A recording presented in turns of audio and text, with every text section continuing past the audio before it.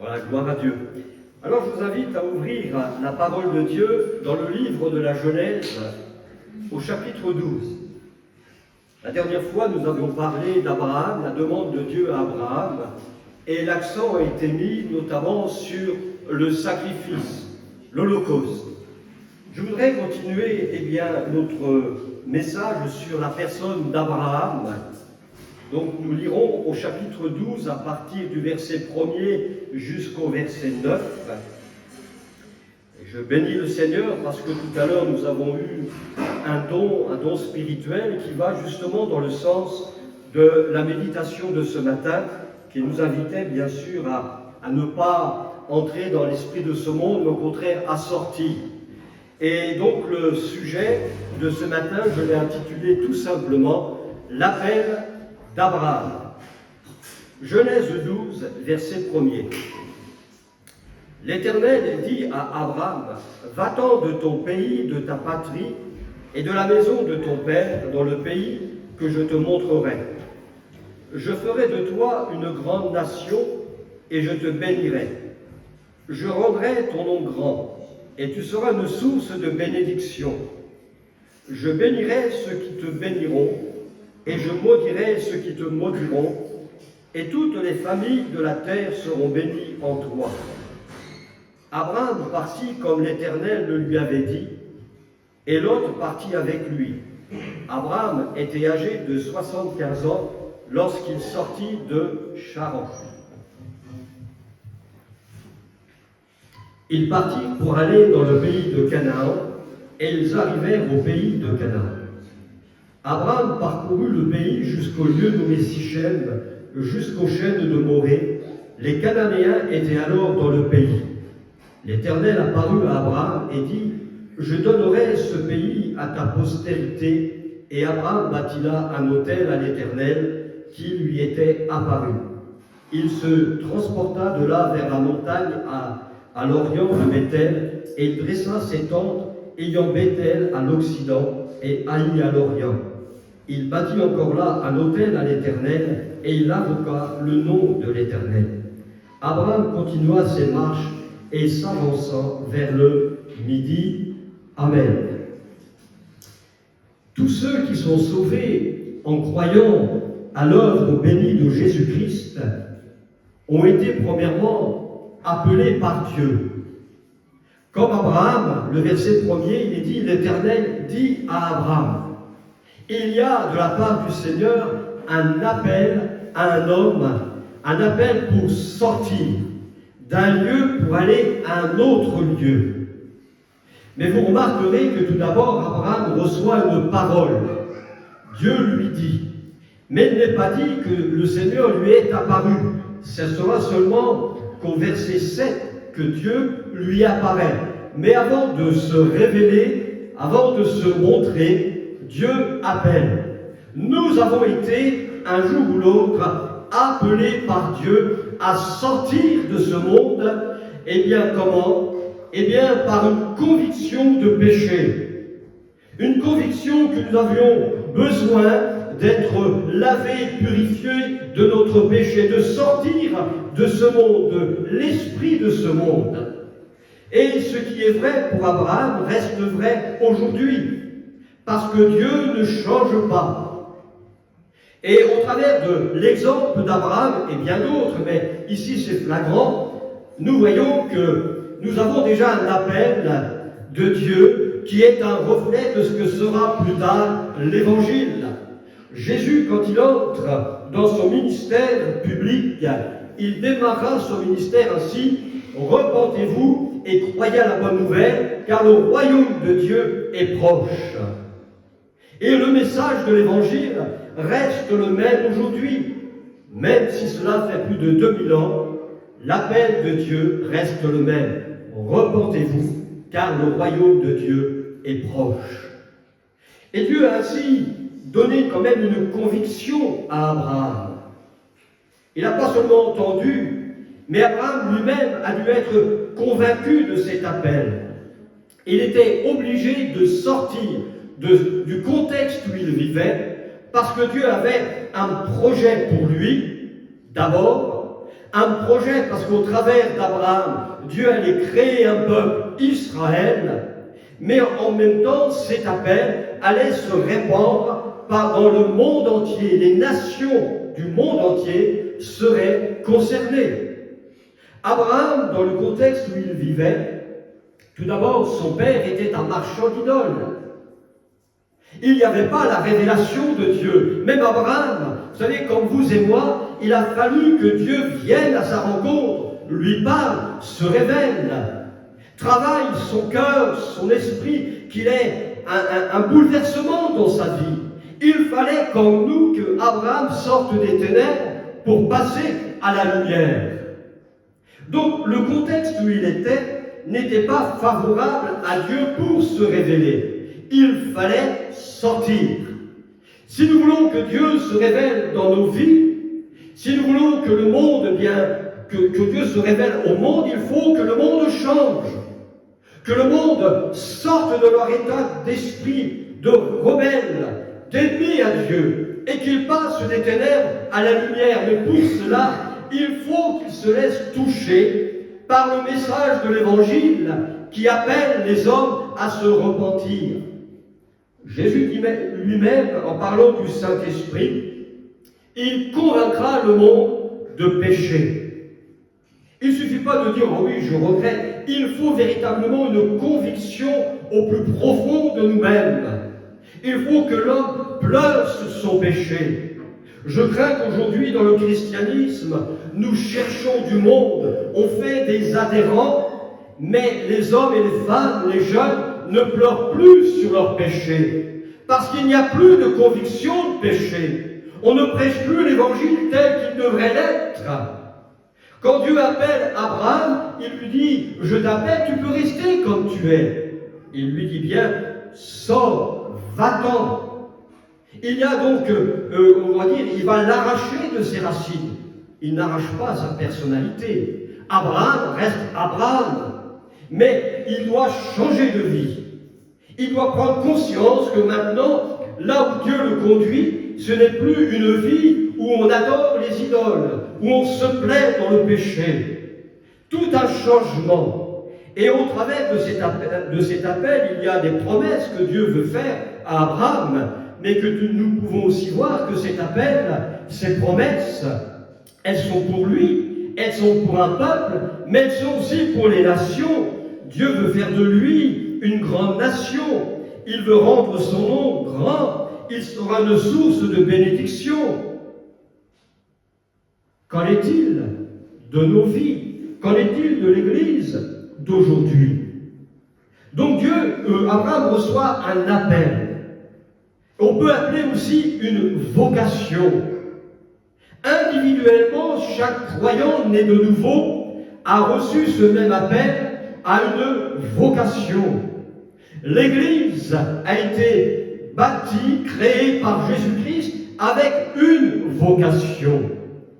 Et je le répète et je le souligne fortement, Dieu ne change pas. Son message est le même pour nous aujourd'hui, chrétiens du XXIe siècle. Et combien même le monde s'enferme de plus en plus dans leurs péchés, dans les ténèbres. Il vote des lois anti-bibliques. Il y a un esprit même antichristique. L'Église, c'est là où l'Église doit demeurer ferme, dans la foi, dans le message de l'Évangile. Elle doit se lever et pointer du doigt le péché. Il y a des choses à dire aujourd'hui. L'Église a sa vocation. Dieu n'appelle pas seulement pour être sauvé. Il nous appelle pour avoir une vie changée, que nous servions de témoignage au monde. La vie d'Abraham, une fois sorti, certains le nomment comme étant le premier apôtre, le premier évangéliste. Partout où il allait, il parlait de ce Dieu qui s'est révélé à lui. Il voulait que les nations qui entouraient, parce que là il est question de voir que les gens de Canaan, les nations, étaient là, présents, là où il était, des gens qui ne connaissaient pas Dieu. Eh bien Dieu le place au milieu de cette génération pour qu'Abraham devienne le témoin. Et nous verrons la fois prochaine que Abraham était un homme qui bâtissait des autels à la gloire de Dieu. Et nous verrons que nous avons besoin de revenir à ces autels. Parce que je le répète, pardonnez-moi, Dieu ne change pas. L'autel de la croix, elle demeure pour aujourd'hui.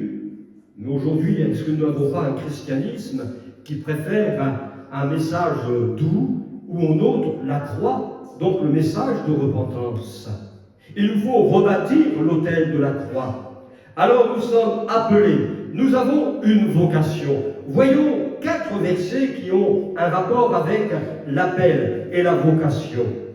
Et ce qui est vrai pour Abraham, on voit que, notamment l'apôtre Paul, dans ses épîtres, il s'adresse à des chrétiens d'une autre génération d'Abraham, mais elle est aussi pour nous. 1 Thessaloniciens, chapitre 4, et verset 7.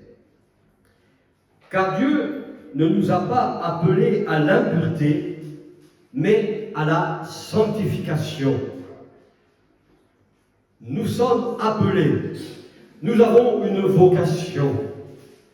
Ne retournons pas dans l'impureté, dans le péché. Abraham était et devait sortir du contexte où il était, un contexte idolâtre, ténébreux, de péché.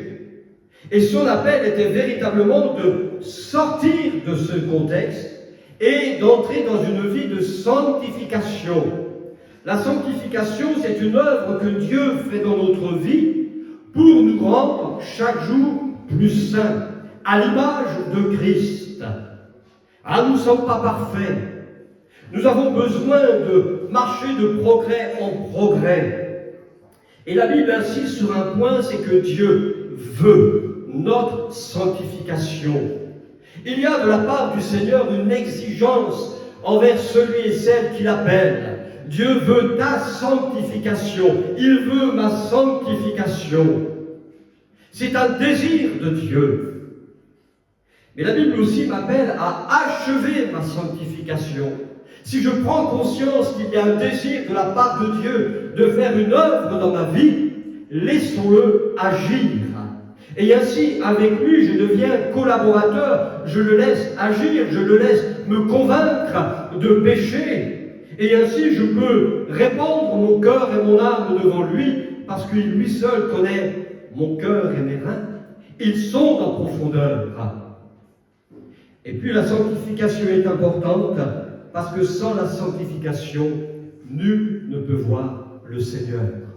Si Abraham, et même si Dieu a pu se révéler à Abraham, c'est parce que de son appel à sa marche, donc il est sorti, Dieu a vu, et même s'il n'était pas dans la perfection, Dieu a vu un homme sincère dans sa vie, sincère de suivre le Seigneur, sincère de recevoir cet appel et de vivre une vie de sainteté. Abraham, dans sa vie, a connu 10 épreuves. Et à chaque épreuve, cela l'amenait plus loin. L'épreuve est nécessaire dans notre vie. Mais notre appel, ce n'est pas seulement pour dire « je suis sauvé ». Alléluia. Maintenant, j'attends le retour de Jésus. Mais si je suis appelé, je suis aussi appelé en tant que témoin à marcher dans une vie de sanctification. Hébreux 9, le verset 15. Hébreux, chapitre 9, verset 15. C'est pour cela qu'il est le médiateur d'une nouvelle alliance, afin que, la mort étant intervenue pour le rachat des transgressions commises sous la première alliance, ceux qui ont été appelés reçoivent l'héritage éternel qui leur a été promis. Concernant Abraham, on voit que le Seigneur lui demande de partir pour un autre pays, allant dans une autre direction, un pays que je te montrerai. Entre l'appel et ce que Abraham va voir, il y a comme un flou pour lui. Il ne peut que répondre par la foi. Quand nous sommes arrivés au Seigneur, nous avons été convaincus de péché. Est-ce que nous connaissions tout de la personne de Jésus? Est-ce que nous connaissions tout de la parole de Dieu? Même de notre espérance, de notre avenir? Est-ce que nous étions conscients que Jésus, revient? Ces choses, nous les avons apprises avec le temps. Et là, dans notre appel, il y a une promesse. C'est que nous allons recevoir, eh bien, cet héritage éternel, un héritage promis en Jésus-Christ, parce que les promesses de Dieu sont oui et amen en Jésus-Christ. Et en le recevant, le Seigneur Jésus, eh bien, là où il est, nous y serons. Et nous voyons que l'ouverture de cœur et d'esprit d'Abraham était vraiment large, et certainement plus large que nous, chrétiens d'aujourd'hui. Abraham n'était qu'un pèlerin. Il n'avait pas de lieu d'attache. Il allait de lieu en lieu. Il dressait ses tentes. Il restait un certain temps, il démontait, il allait dans un autre lieu, il remontait sa tente, etc. Il n'était pas attaché véritablement à un lieu. Ça n'avait pas l'air trop de le déranger. Pourquoi? Parce que l'auteur de l'Épître aux Hébreux nous dit qu'Abraham, et là on voit l'auteur inspiré du Saint-Esprit, et le Saint-Esprit lui révèle quelle était la vision spirituelle d'Abraham, les yeux de son cœur. Il voyait déjà la cité céleste. Non seulement il voyait la cité céleste qui l'attendait, c'était pas en bas, mais bien en haut. Et il avait compris que Dieu en est l'architecte et le constructeur. Alors on peut comprendre qu'Abraham ne cherchait pas à s'installer, à se fixer ici-bas, mais dans sa marche de pèlerin, il attendait cette cité. Comme nous, aujourd'hui, nous devons ne pas nous attacher aux choses de ce monde. Si le monde nous reprend des choses, c'est parce que ça lui appartient. Alors laissons au monde ce qui est au monde. Et le problème, c'est qu'on veut tellement s'y attacher qu'on oublie de prendre ce qui est d'en haut. Si donc vous êtes morts avec Jésus-Christ, il faut nous affectionner aux choses d'en haut. Laissons le monde reprendre ce qui est à lui, mais nous saisissons ce qui est spirituel, céleste, ce qui vient d'en haut. Troisième lecture, 1 Pierre, chapitre 1er, et le verset 15. Puisque celui qui vous a appelé est saint, vous aussi soyez saints dans toute votre conduite. Voilà une vie nouvelle. Être saint dans toute notre conduite. La conduite, ce n'est pas ce que je vois chez l'autre. La conduite implique corps, âme, esprit. Qui peut lire ce que je suis en train de penser, ce que j'ai pensé hier, ce que je vais penser dans l'après-midi ou demain? Pouvez-vous me dire ce que je pense de vous? Qu'est-ce que vous pensez de moi?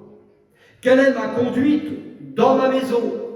Quelle est ma conduite auprès de mes voisins? Ma conduite auprès de mes collègues de travail, de mon responsable, des gens qui peut-être me persécutent, me font du mal. L'apôtre dit bien d'être saint dans toute votre conduite. On a encore du chemin. Voilà pourquoi il est important de nous laisser, d'avoir cette marche de sanctification. Parce qu'avec le temps, et remarquez que Pierre n'est pas en train de dire que vous êtes saints, mais il dit soyez saints. En amont, c'est lorsque nous avons été convaincus de péché, que nous avons été lavés dans le sang de Jésus, alors on pourrait dire maintenant, commencez à être saints. Commencez à entrer dans une vie de sainteté. On n'est pas arrivé encore. Parce que quand il est dit, vous serez saints, car je suis saint. Oui, mais nous le serons. Mais pas encore aujourd'hui. Ça, c'est la vision de Dieu. Il nous demande que ça commence ici-bas. Mais la perfection sera quand nous serons enlevés et quand Dieu rétablira toutes choses. Nous vivrons dans un corps glorifié. Il ne sera plus soumis à la pression de la chair, du péché, du diable. Mais nous serons soumis à une pression qui nous apporte le repos, la paix, celle de Dieu. Il n'y aura plus de péché. Alors là, oui, nous serons saints et par excellence. Et nous serons saints de la sainteté de Dieu. Mais pour le moment, marchons, cherchons la sanctification dans la sainteté. Certains vont viser certaines églises en disant ces églises-là, elles font n'importe quoi, ou alors je sors du milieu de vous parce que vous n'êtes pas saints, vous êtes des pécheurs, et combien il a raison. Mais j'ai appris une chose, c'est que dans la mesure où j'entre dans ce lieu devient parfait. Pourquoi? Pour la simple raison, c'est que je suis imparfait. C'est que vous êtes imparfait. Alors oui, il y a des couacs, des bugs, il y a des choses qu'on voudrait éviter, mais parce que nous sommes imparfaits, alors effectivement, on peut rencontrer des problèmes. Mais tout problème peut se régler quand on réalise notre appel. Appelé à la sanctification, appelé à commencer à une marche dans la sainteté. Un autre passage dans 1 Pierre chapitre 2 et le verset 9. Vous, au contraire, vous êtes une race élue, un sacerdoce royal, une nation sainte, un peuple acquis, afin que vous annonciez les vertus de celui qui vous a appelé des ténèbres à son admirable lumière. Appelé pour annoncer les vertus de celui, pas les miennes, pas ce que je pourrais faire, ou parce que ce que notre Église peut faire. Je n'annonce pas cela, mais j'annonce les vertus de celui qui m'a appelé. Nous devenons donc des témoins qui avons quelque chose à porter au monde. Abraham, comme je disais tout à l'heure, est comme un apôtre, un évangéliste, là où il va, il annonce. Et avoir les vertus, c'est une façon de penser, de ressentir, d'agir. Non pas comme le monde peut penser et agir, mais parce que j'ai une vie qui est changée, transformée. Là, je prends toutes les vertus de celui qui m'appelle. Et c'est toute l'excellence aussi morale, comme la modestie, la pureté. Tout cela, Abraham était un annonciateur de la bonne nouvelle. Là où il allait, il bâtissait des autels.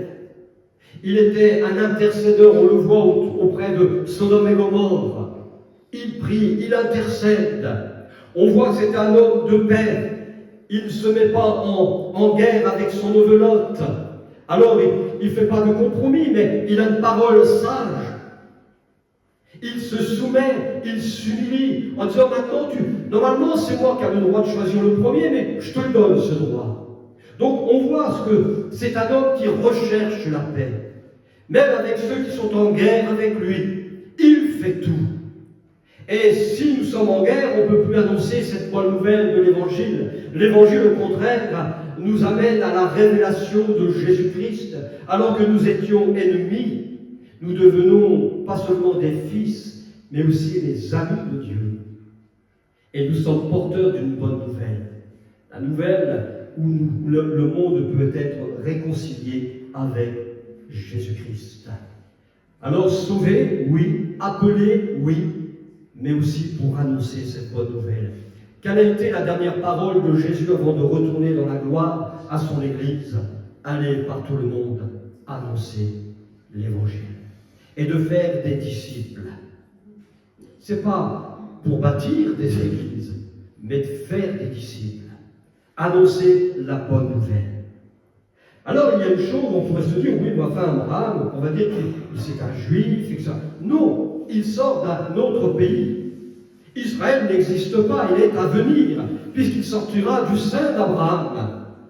Et on connaît bien l'histoire, son épouse est stérile, il n'a pas d'enfant. Et puis c'est pas Lot qui va faire, je dirais, sa postérité. Non, il y a une promesse précise pour lui.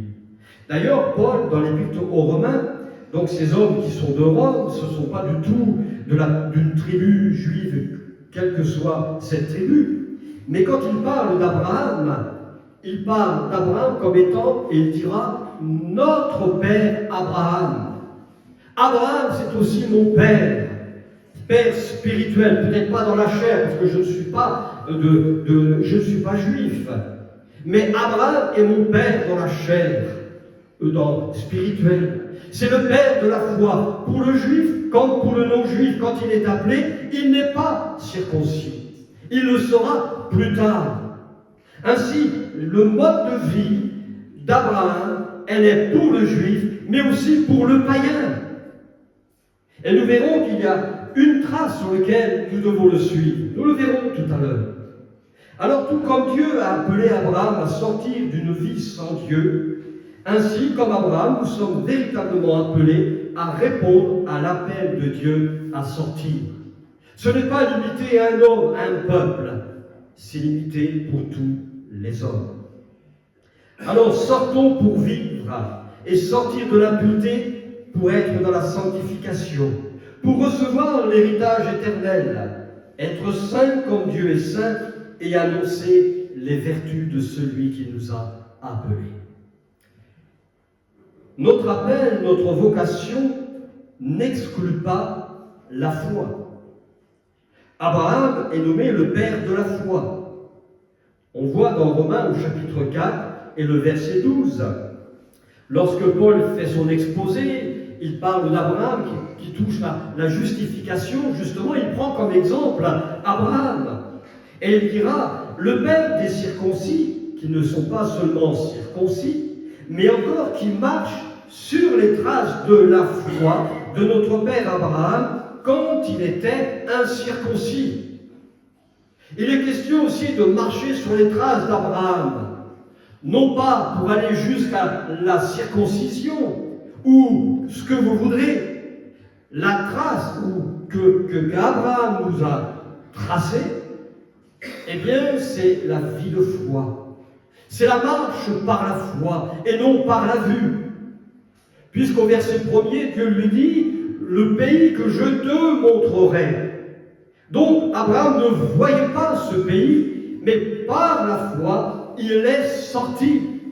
Ne marchons pas par la vue, mais marchons par la foi. C'est aussi, et ça fait partie de notre appel, de notre vocation. Dieu va par étapes. La révélation de Dieu ne se fait pas subitement, elle va par étapes, de progrès en progrès.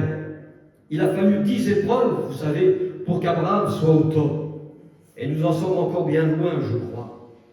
Mais ce qui m'a interpellé, c'est que Abraham, il semblerait, quand on le lit, qu'il soit le seul croyant. Parce que lui, où était son modèle de foi? Pour lui, avait-il un modèle à suivre? Quand on lit, on voit qu'il n'y avait personne.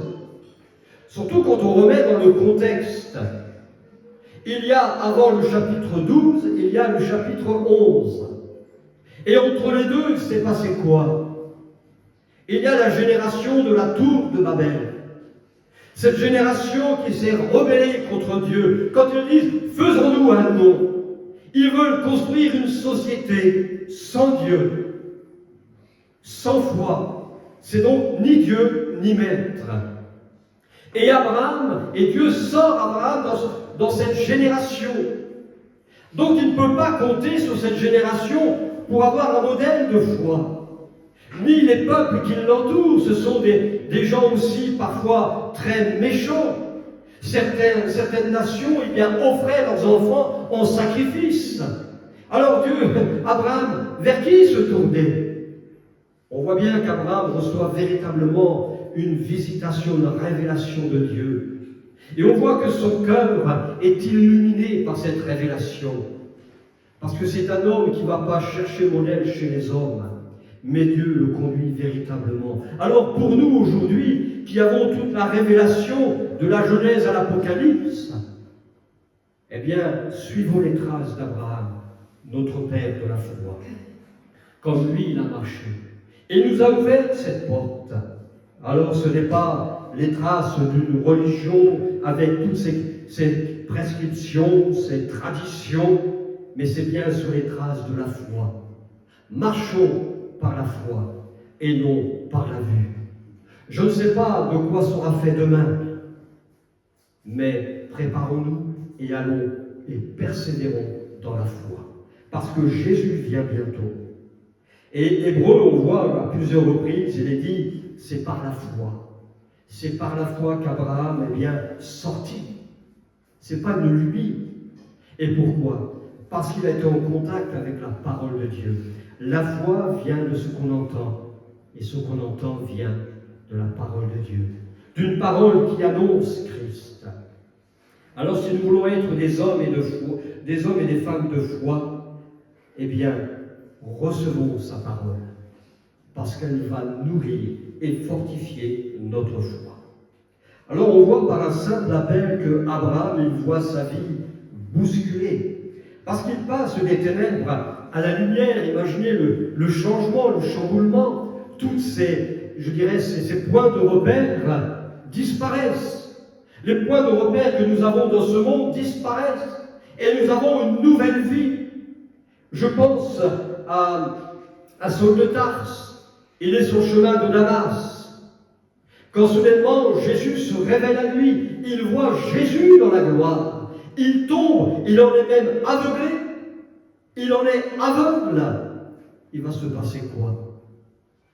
Eh bien, il va dépendre des autres. Je ne vois plus rien.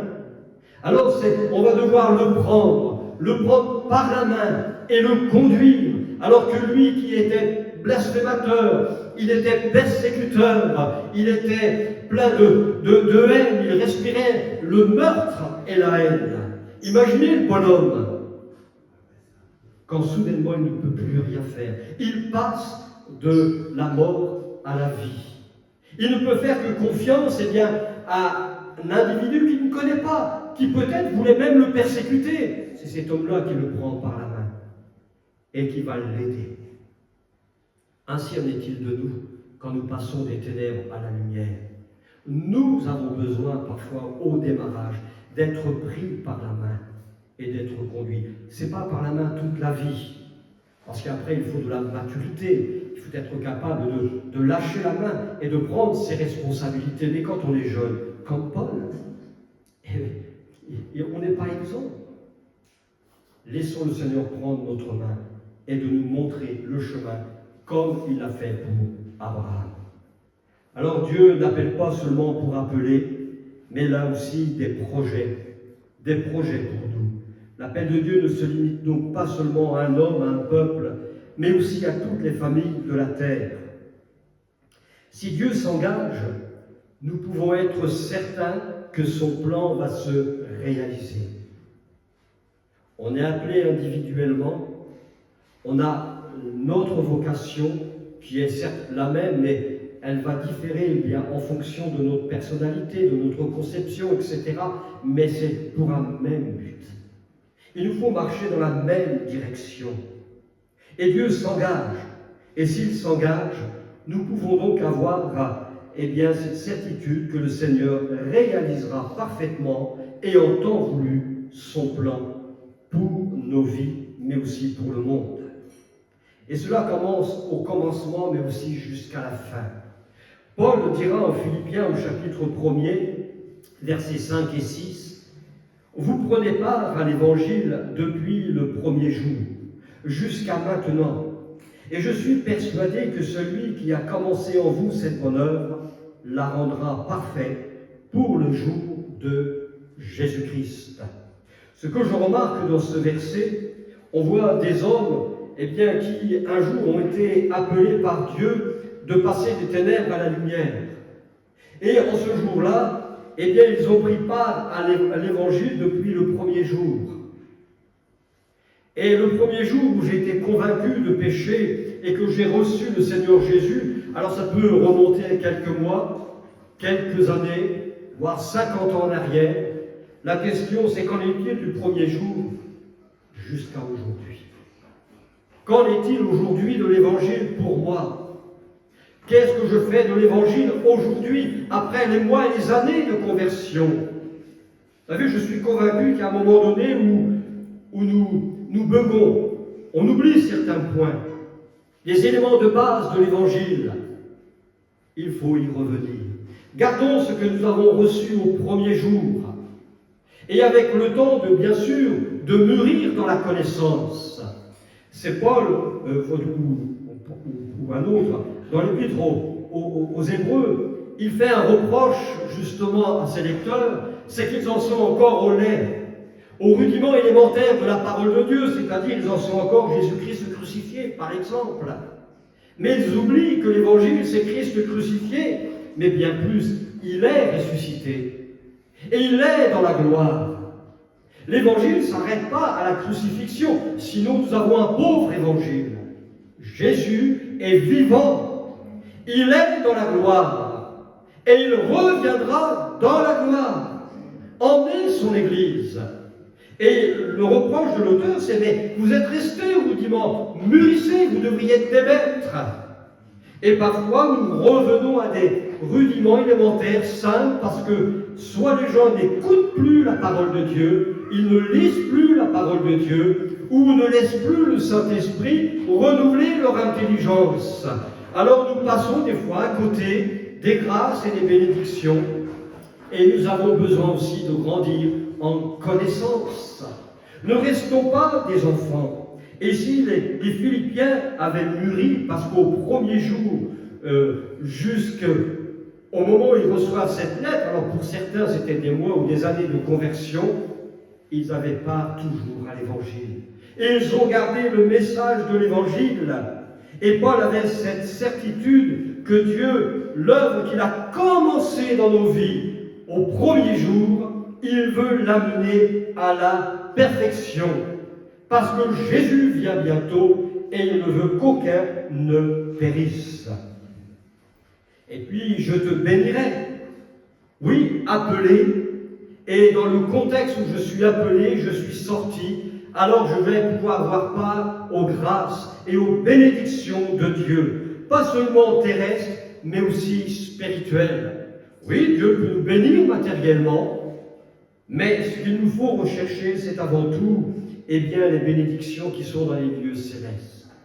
Et combien même Jésus dira que dans nos besoins, Dieu le Père sait que nous en avons besoin, il pourvoira, et même, il peut même dans l'abondance. Mais l'abondance ne veut pas dire que je serai riche dans mon compte en banque, riche en garde-robe, riche en voiture, où je vais me promener en hélicoptère ou en jet.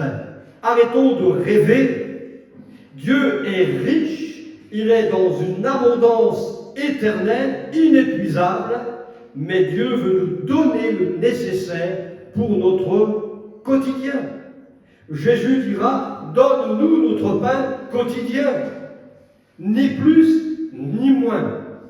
Je suis convaincu que si, et d'ailleurs il y a un proverbe qui dit, si je suis dans l'abondance, je risque de te renier. Si je suis dans la disette, dans le manque, je risque de te maudire. Alors, donne-moi ce dont j'ai besoin, tout simplement. Arrêtons de rêver, même de certains messages qui disent, si vous faites ceci, les 10 secrets de la bénédiction, de l'abondance. Apprenons à prendre ce que nous avons. Paul dira, si nous avons le vêtement et la nourriture, cela nous suffit. On est loin de grande prospérité, mais alors que nous sommes dans un monde en pleine famine, en pleine crise, que l'Église se souvienne de son appel, elle est bénie, et elle peut recevoir pour son quotidien de son nécessaire. Ça peut être dans tous les domaines, Dieu sait, Dieu le sait. Alors il ne faut pas, comme Abraham, lui, il était détaché des choses matérielles. Souvenez-vous qu'un jour un roi est venu à sa rencontre parce qu'il voulait les gens de sa maison et en échange il dit, tiens, je te donne toutes les richesses. Abraham avait déjà des biens. C'était aussi un homme qui était riche. Il dira non. Combien même le monde pourrait nous donner tous les trésors de ce monde, apprenons à dire non parce que nous avons plus dans le ciel. Nous avons tout à gagner en Jésus-Christ. Et Abraham, il nous est dit dans Hébreux 11, verset 10, « Car il attendait la cité qui a de solides fondements, celle dont Dieu est l'architecte et le constructeur. » Est-ce que je veux m'attacher aux choses de ce monde ou m'attacher à la cité céleste qui bientôt descendra du ciel pour venir sur terre? Soyons des pèlerins. Détachons-nous des choses de ce monde. Et puis, Éphésiens, chapitre 1er, verset 3. Béni soit Dieu le Père de notre Seigneur Jésus-Christ, qui nous a bénis de toutes sortes de bénédictions spirituelles dans les lieux célestes en Jésus-Christ. Et puis il dit, je rendrai ton nom grand. Ce n'est pas la popularité que le monde recherche ici, être connu, célèbre, mais Dieu veut rendre le nom d'Abraham un nom qui soit grand. Vous remarquez, il n'est pas question de dire en faisant ceci, en faisant cela, je vais me donner une renommée. C'était le problème de la tour de Babel. Faisons-nous un nom. Or ici, c'est Dieu qui va nommer Abraham. Il s'appelle Abraham et plus tard il le nommera Abraham. Ensuite, ce n'est pas l'homme qui doit rendre son nom grand. L'Écriture nous dit « Je rendrai ton nom grand ». C'est Dieu qui le fera. Je n'ai pas à faire quoi que ce soit. Les hommes de la tour de Babel, qui eux voulaient se faire un nom, parce qu'ils voulaient vivre sans Dieu. Mais nous voyons que Abraham va laisser Dieu le nommer. Il y a de très grandes différences entre ces deux générations, la tour de Babel et Abraham. Parce que quand Dieu nomme une chose, ça veut dire qu'il prend autorité sur la chose. Quand il nomme Adam, c'est-à-dire qu'il prend autorité sur l'homme. Quand l'homme nomme les animaux, c'est pareil. Il fait comme le Créateur, il nomme les animaux, il prend autorité sur les animaux. Les parents qui nomment leur enfant qui vient de naître, en leur donnant un nom, un prénom, ça veut dire que les parents s'engagent aussi à prendre leurs responsabilités et autorité sur leur enfant. Il ne faut pas faire des enfants rebelles, mais les parents doivent prendre leur place. Chacun sa place. Alors, quand Jésus bâtit son Église, il annonce « Je bâtirai mon Église ». Ça veut dire que Jésus veut prendre autorité sur son Église. Et on voit que Paul, quand il parle de Jésus, en rapport avec l'Église, il dira que Jésus est le chef et la tête de l'Église. Il en est le commencement et la fin. Mais l'autorité dans l'Église, l'autorité suprême dans l'Église, c'est Jésus. Il est le chef. Ensuite, au milieu de son Église, il lève des hommes pour le ministère de la parole. Et au travers de cette parole, eh bien, tout prédicateur doit révéler qui est Jésus à son Église.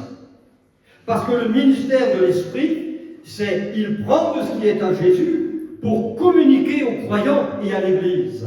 Le ministère du Saint-Esprit, c'est de nous rappeler tous les enseignements que Jésus a laissés. Et ça, c'est le rôle aussi du ministère de la parole de Dieu.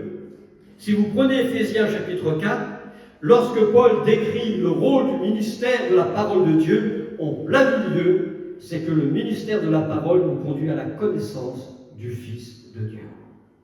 Sortir de cette réalité, alors c'est comme au temps de Babel, c'est une église, eh bien, qui se nomme.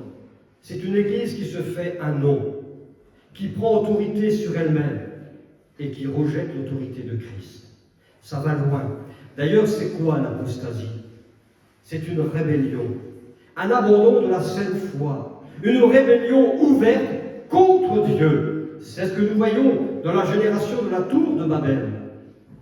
Ainsi, toute église qui refuse l'autorité de Christ, c'est une église apostate.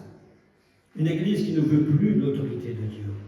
Alors ne soyons pas de cette église qui soit comme Babel, qui veut se nommer un nom, mais laissons Dieu nous nommer, prendre l'autorité.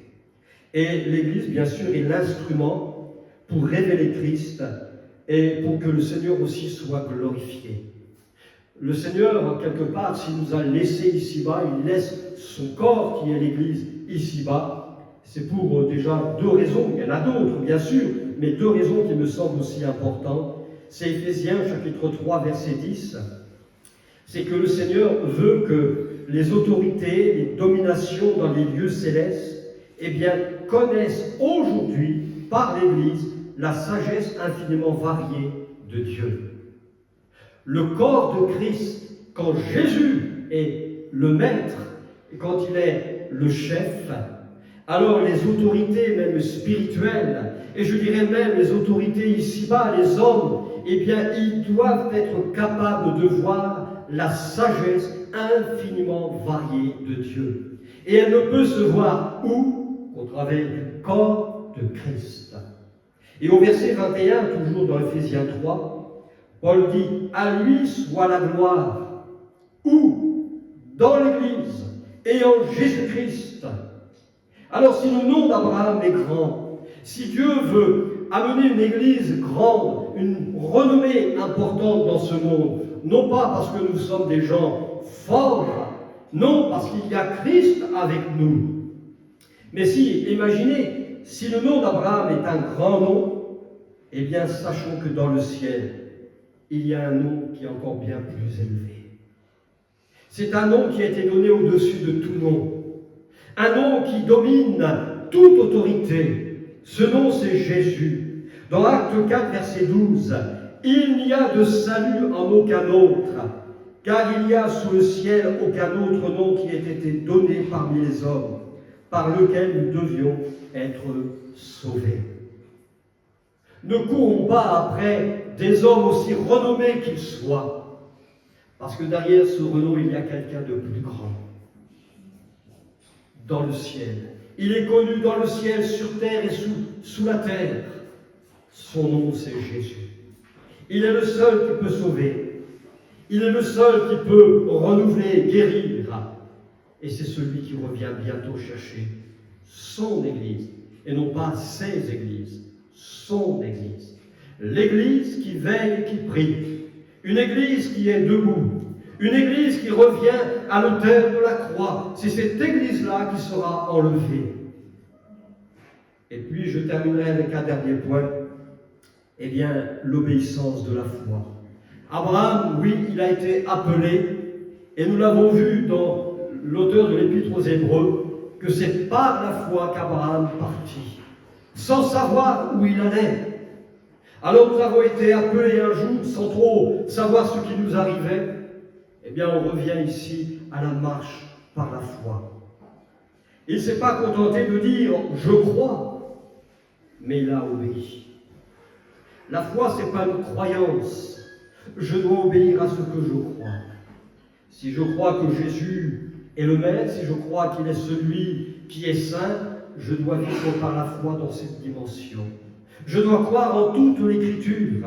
Hébreux 11, verset 8, c'est par la foi qu'Abraham, lors de sa vocation au pays, est parti pour un lieu qu'il devait recevoir en héritage et qu'il partit sans savoir où il allait. Cela revient donc à ce que j'ai déjà dit, qu'il nous faut marcher par la foi, non par la vue.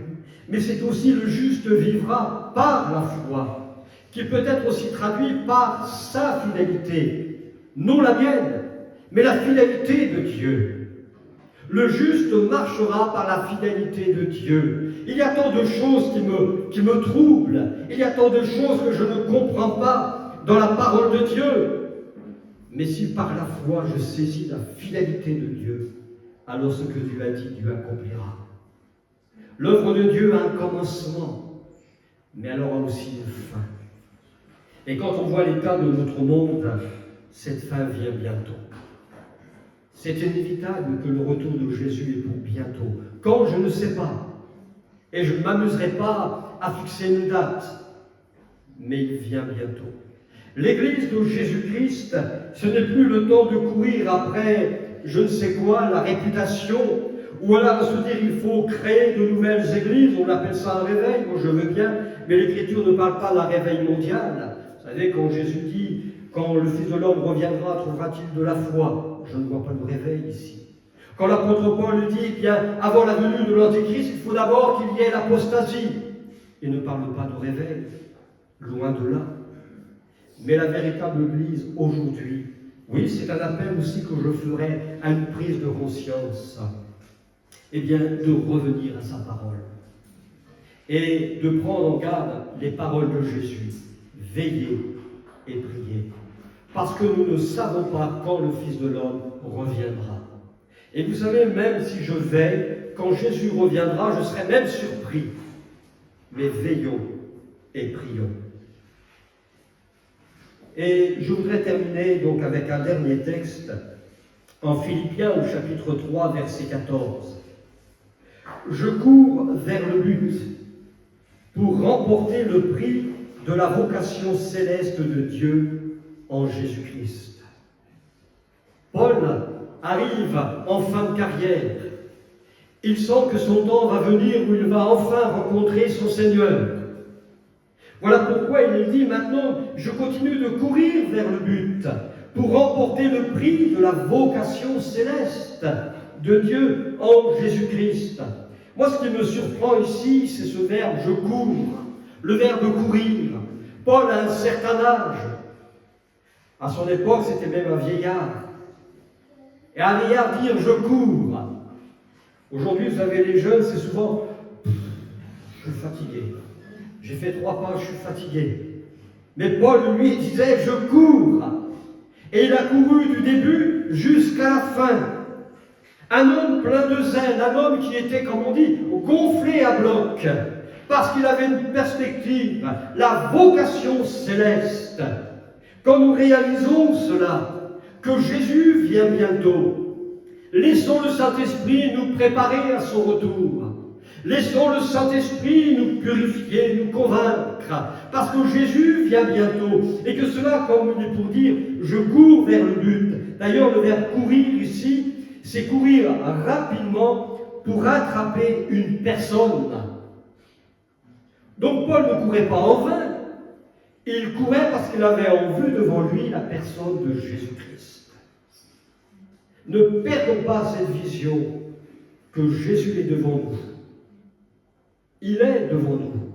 Il est à ta droite, à ta gauche, en haut et en bas. Il est le même hier, aujourd'hui, éternellement. N'a-t-il pas dit, je reviendrai? Il n'a-t-il pas dit aussi, voici, je suis avec vous tous les jours? Courons, parce qu'il y a un objectif, la vocation céleste.